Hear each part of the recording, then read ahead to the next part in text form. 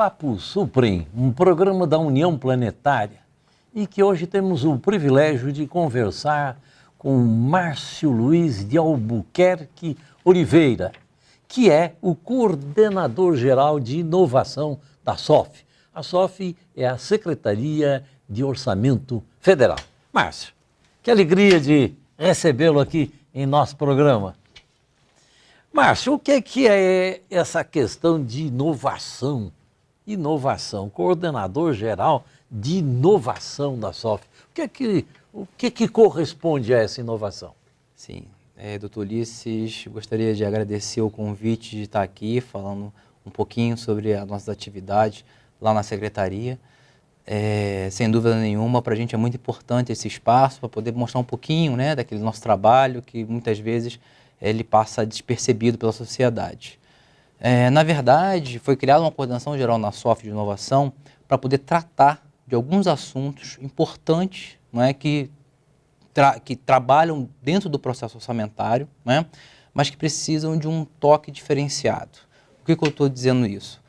Muitos técnicos que trabalham na área de orçamento, eles são muito capacitados, trabalham de forma efetiva, trazem resultados importantes, contudo, precisam de ter um olhar um pouco mais específico sobre determinados assuntos que perpassam a área orçamentária, né? Então, nesse aspecto, a área de inovação vem trazendo realmente essa percepção, e lá na nossa área a gente trabalha diversos assuntos, né, que perpassam a atividade. Por exemplo, todo o trabalho que o orçamento deve estar fazendo em prol da sociedade. Então, a gente tenta trazer o orçamento de uma linguagem mais acessível à população. A gente tenta criar, né, escolas virtuais, utilizando, né, a internet para poder levar um pouquinho esse assunto do orçamento para a população em geral. A gente trabalha muito também o aspecto da eficiência do gasto, né, que tem nos trazido bons frutos no que diz respeito à utilização eficiente dos recursos na administração pública, entre outras atividades que a gente desenvolve lá na área de inovação. Você acredita, a minha pergunta pode ser tola, porque eu não sou especialista, aliás, não entendo quase nada da área, mas como nós aqui estamos muito voltados para a questão da erradicação da pobreza, da erradicação da miséria, e fala em inovação, a gente sempre relaciona dentro aqui do nosso coração, dentro da posição da União Planetária, qual a inovação possível para a gente erradicar a miséria. E nós pensamos muito no Bolsa Capacitação. Você acredita que há alguma coisa, algum vínculo que possa se fazer entre esse nosso propósito de uma Bolsa Capacitação, dessa inovação da Bolsa Capacitação com o trabalho da SOF? É claro que nós sabemos que já existe uma Bolsa Capacitação, só que achamos que ela é muito diminuta em relação às necessidades do país. Perfeito, doutor Ulisses. Eu acho que esse é um assunto para a gente e para o governo, né, muito caro. O assunto da erradicação da pobreza, ele vem com uma bandeira muito forte, né, do governo da presidente Dilma agora. A gente já, que é conhecimento de todos, já mapeamos, né, cerca de 16,2 milhões, né, de famílias, de pessoas pobres, né, dentro dessa atividade. População maior do que alguns países, né? Sem dúvida nenhuma, né? E atualmente o orçamento, na verdade, ele é uma peça onde, apesar dos tecnicismos que ele possui, ele tem que traduzir os anseios do político. Ou seja, tem que ser humanista, né? Tem que ser humanista, e ele tem que trazer justamente o que o político está querendo fazê-lo, ou seja, quem que está comandando o governo, né? Hoje em dia, a gente sabe que o presidente foi eleito pelo povo, a gente tem um regime democrático de representação muito forte no nosso país, né? E a gente precisa ter essa peça orçamentária traduzindo esses anseios, e essa é a nossa intenção. Então, se eu ter uma ideia, dentro do Brasil Sem Miséria, que é um programa de governo, né, voltado para um aspecto muito custoso para dentro do governo, que é a multissetorialidade, né, e a transversalidade de políticas, o Brasil Sem Miséria ele tem esse viés. E para 2013, a gente tem um orçamento de aproximadamente 31 bilhões de reais para tratar desse assunto, né? E a questão da multissetorialidade, trazendo o aspecto de capacitação, como o senhor relatou aqui, é um aspecto importante para a gente. Por quê? Porque a gente acredita que, dentro do conceito do Bolsa Família, né, dentro do conceito do que está sendo colocado aí, das questões que trazem, né, a política de uma forma mais completa, que é a erradicação da pobreza, a gente acredita que tem que ser uma política completa. Claro. Com todos os setores trabalhando. Abrangente de todos os setores. Então, dentro desse escopo, a gente percebe que a capacitação daquela família, né, inerente ao cadastro do Bolsa Família, por exemplo, é uma questão fundamental. Então, nessa linha, uma Secretaria Especial do Brasil Sem Miséria, dentro do Ministério do Desenvolvimento Social e Combate à Fome, tem uma visão muito alinhada a isso que o senhor nos trouxe, e acredito que diversas ações nesse sentido estão no contexto desses 31 bilhões que eu falei para o próximo ano. E a gente acredita que isso é uma bandeira muito forte, que ela vai continuar sendo colocada e perenizada, na verdade, dentro dos orçamentos públicos. É claro que nós batemos palma e com muito entusiasmo e em pé pelo Bolsa Família, que é o primeiro passo, o primeiro degrau para a erradicação da miséria, e nesse sentido a nossa presidenta Dilma e todo o governo está de parabéns. Mas nós também temos clareza, e é claro que ela também tem, e o governo tem que ter, de que a Bolsa Família por si só, ela não elimina a miséria, ela elimina a fome, mas ela não elimina pelo menos a pobreza. Nós vamos continuar ainda com o estado de pobreza, até de uma certa forma alimentado pelo fato de que as pessoas permaneceriam sem uma capacitação profissional. Então, nos parece que é essencial a capacitação profissional, a capacitação educacional e a capacitação social. E talvez aí os 31 bilhões seja um pouco. Talvez no orçamento os 31 bilhões dê para atender mais o Bolsa Família e outros projetos, mas não dê para atender na necessidade da demanda a Bolsa Capacitação. Perfeito. O que a gente percebe há um envolvimento muito grande do governo em trazer, inclusive, aquelas outras organizações, como o do Sistema S, né, para poder trabalhar essa capacitação dentro desse público que a gente falou agora. Contudo, a gente tem também trazendo, né, assim, o ensino profissional e tecnológico feito pelas educações de superiores do próprio governo federal, uma parceria muito grande sendo feita também com secretarias do Estado, que tem também esse viés de trazer aquele camarada que está inserido dentro de um programa do Bolsa Família, a sua parte para, ou seja, vamos ensinar a pescar, não é? Em vez de dar o peixe. Então a ideia é essa, isso está incutido dentro desse projeto. E dentro do orçamento, você tem atividades que tem dentro do Brasil Sem Miséria, evidentemente. Agora a gente tem um orçamento também da educação de 70 bilhões de reais, por exemplo. Não é? Orçamentos da saúde de 80 bilhões de reais, que atendem não só essa parte específica da população que tanto precisa, como as outras, né, como o Sistema Único de Saúde, que tem toda a sua abrangência, né, que a gente já conhece. É claro que é muito importante esse atendimento emergencial que faz a saúde, que é feito dentro do setor da educação. Aliás, o da educação é fundamental porque ele ajuda essa capacitação profissional. Mas a nossa perspectiva é que deve haver uma concentração de energia na capacitação, porque é ela que vai permitir que as pessoas possam ascender não só profissionalmente, não só na vida econômica, como também amor próprio, autoestima, de sentir que estão colaborando ou vivendo de uma forma digna e correta dentro da sociedade. Sim, recentemente a gente teve dados, né, das estatísticas da educação trazendo para a gente os anos de estudo do brasileiro. Então, hoje a gente tem se eu não me engano, são 7,3 anos de estudo que nós temos, né?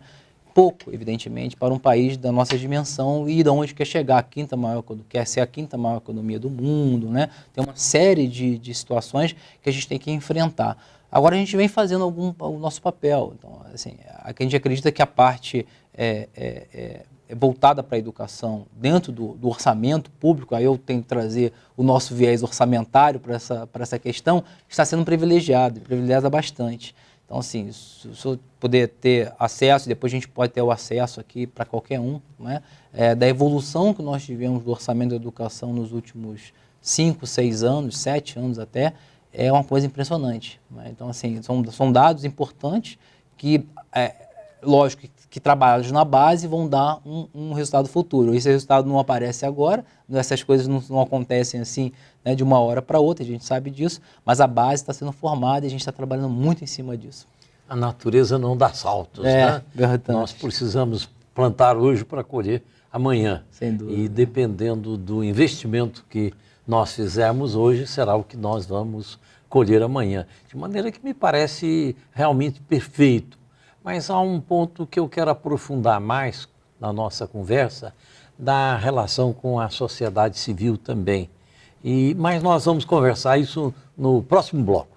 Fique conosco que nós voltamos já. Estamos aqui conversando com Márcio Luiz de Albuquerque Oliveira, que é o coordenador geral de inovação da SOF, a Secretaria de Orçamento Federal. Voltamos já.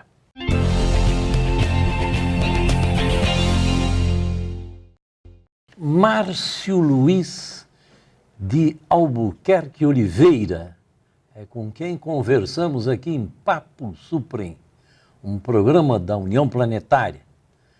Márcio Luiz é coordenador geral de inovação da SOF, a Secretaria de Orçamento Federal. Márcio, nós temos pensado aqui que há um momento muito mágico em que o país está vivendo, que é exatamente essa energia para a erradicação da miséria. Isso nunca aconteceu na história do país. E nós sempre temos como lembrança alguns momentos de comoção nacional. A transferência da capital, do Rio para Brasília, a Constituinte, foram momentos magnos. Eu me lembro que quando nós tivemos o nosso 21 de abril de 1960, a transferência da capital, era de perder o fôlego, a nova capital do país. E na Constituinte, quando nós tivemos sob o comando de Ulisses Guimarães, a Constituição cidadã saindo do estado do autoritarismo. E a nossa leitura aqui, dentro da União Planetária, é de que esse é um momento magno também, mas que nós, por alguma razão nossa sociedade geral, Estado, todos nós, não temos sabido aproveitar bem disso. Que ao invés de envolver a sociedade, veja que os jornais falam muito pouco no assunto, a mídia fala muito pouco no assunto, enquanto lá nos outros dois casos mencionados, a mídia estava o tempo todo falando na mudança, o tempo todo falando na Constituinte. Nós falamos mais em outras coisas, mas nesse ponto que seria magno, se fala muito pouco. E nós, inclusive, achamos que devia ser constituída da mesma forma que houve uma autoridade pública olímpica, tem uma autoridade pública de inclusão social. Mas, sobretudo, envolver a sociedade. Como é que você vê isso? Bom, doutor Ulisses, é uma questão importante. Né? O Brasil vive hoje um momento, como o senhor já falou, único, né? No que diz respeito à participação, né? E a vontade realmente de ver as coisas serem diferentes, e a nossa projeção, inclusive, no nível internacional. Pegando um pouquinho do que o senhor falou, um gancho da Constituição 88, o que nós temos hoje? Né? O Brasil ele vive hoje uma democracia representativa, não é? Com eleitos pelo povo, não é? Na medida que a gente precisa de ter pessoas que realmente sejam representantes nossos, só que a gente percebe que acabou por aí. Não é assim, a sociedade, uma vez representando, né, sendo representada, né, pela democracia representativa, acha que não tem mais que avançar. E o que a gente vem percebendo, né, dos últimos 10 anos é que o viés da democracia participativa é um viés muito importante para você poder realmente atender a esses aspectos, por exemplo, da erradicação da pobreza. Por quê? Porque é por meio da participação, né, que a gente vai entender na origem quais são os maiores problemas que a sociedade vem passando. Evidentemente, isso sendo colocada sempre como uma ação em conjunto, ou seja, todos devem estar tratando desse assunto e não só o governo ou não só a sociedade. Então, a gente acha que tem que entrar também o setor público, o setor, como já mencionei, o setor privado, as grandes empresas, cada um, a mídia, sobretudo, ou seja, cada um trazendo a sua participação. E nesse ponto eu gostaria aqui de enaltecer o trabalho que é feito aqui pela União Planetária, que traz realmente esse viés de positivismo, né? E coisas que a gente não encontra muito hoje nas mídias tradicionais, né? Então isso para a gente é uma bandeira forte, importante. E com a chegada do governo do PT, vamos colocar assim bem claramente, a gente é técnico do governo, mas é importante a gente enaltecer as coisas boas, né? Então o PT trouxe um viés de participação diferentemente do que a gente tinha anteriormente. Então a gente tem hoje conselhos de gestão, né? Conselhos nacionais que tratam da saúde, da educação, da segurança pública, enfim, de aspectos importantes para a sociedade que até então a gente tinha algumas discussões tímidas. Então hoje eu tenho participações importantes, né, que são consubstanciadas em conferências, e essas conferências trazem para a gente um elemento importante, né, que é a percepção da sociedade no que diz respeito aos seus direitos, né, diferentemente do que a gente tem hoje de democracia representativa, que eu preciso de alguém para poder estar trazendo isso para a gente. Então, esse é um movimento importante. A gente acredita que o orçamento ele pode ser uma peça também para que esses movimentos possam estar se adequando a isso e a gente possa ser um canal de comunicação com os órgãos que a gente chama setoriais, que tratam da saúde, da educação, da segurança pública, conforme eu havia mencionado, e comecem a olhar essas demandas de forma diferenciada. Nós aqui buscamos analisar, na nossa visão, por que ocorre isso, que um assunto tão palpitante, tão importante, ele não é pautado pela mídia. E a conclusão nossa é que, primeiro, que o governo tem tido alguma dificuldade de divulgar o que faz. Ele faz muitas coisas, mas não tem a habilidade necessária de divulgar o que faz, porque é gigantesco o que o governo faz. E de dizer também o que pretende fazer, para onde está se direcionando. Essa divulgação do que está feito e do que vem, do que planeja fazer, é muito importante. Como também nós achamos que o governo, embora esteja heredado com a questão da erradicação da miséria, ele não conhece bem o que as entidades da sociedade civil fazem. Ele conhece o que faz os órgãos do Sistema S e outros órgãos da área governamental, mas ele não conhece o que uma maçonaria faz, não sabe o que os espíritas fazem, não sabe o que as entidades católicas fazem, e que é feito muita coisa, são muitos as protestantes e tantas entidades, entidades do comércio, da indústria. Ele se mantém como que fosse em coisa apartada, e se ele estivesse junto, ele criava esse vínculo e criava essa relação de movimento que traria esse entusiasmo dentro da sociedade. É o que nos parece. Nós acreditamos nessa percepção, a gente acredita que o governo tem que ser um prisma, né? Ou seja, ele precisa apontar para diversas direções, inclusive para essa que muitas vezes a gente não está enxergando, e nos últimos anos a gente vem tentando fazer um pouco isso, né? Então, assim, com a própria criação da Secretaria-Geral da República, com um viés, né, de trazer os movimentos sociais, as ONGs, as OCIPs, que tenham o caráter de trazer, por exemplo, eu enaltecer aquelas políticas que muitas vezes não estão transparentes, né, para aquelas pessoas estratificadas da sociedade, por exemplo, mulheres, negros, os quilombolas, a questão da reforma agrária, tudo isso está sendo colocado dentro da Secretaria-Geral da República com o intuito realmente de ter esse olhar um pouco mais abrangente. Sem dúvida nenhuma, há espaço para melhorias, a gente sabe disso. Eu acho que agregar outros olhares para esse tipo de política é uma condição necessária, não é? E permanente para a gente avançar nesse debate democrático que o país vem vivendo. E lhe asseguro que seriam mais do que olhares. Nós sentimos aqui dentro da União Planetária sempre muitos voluntários querendo atuar, querendo trabalhar. E a dificuldade de como encaminhar esse voluntariado, porque funcionam como esferas separadas, quando precisam estar casadas, precisam estar juntas. Não, perfeito. Eu acredito que o caminho não pode ser diferente desse, doutor Ulisses. O caminho para que a gente tenha hoje, não é? De forma concreta, né?